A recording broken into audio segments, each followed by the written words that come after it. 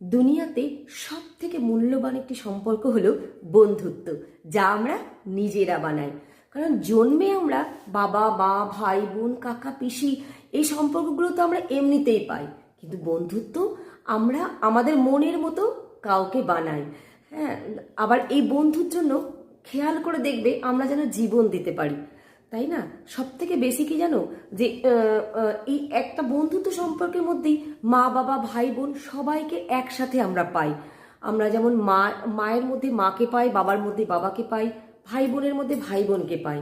কিন্তু এই একটা বন্ধুত্ব সম্পর্ক এত পবিত্র হয়, যাকে আমরা চোখ বুঝে ভরসা করি, যাকে আমরা চোখ বন্ধ করে বিশ্বাস করি, আর যাকে আমরা চোখ বন্ধ করে পাগলের মতো ভালোবাসি।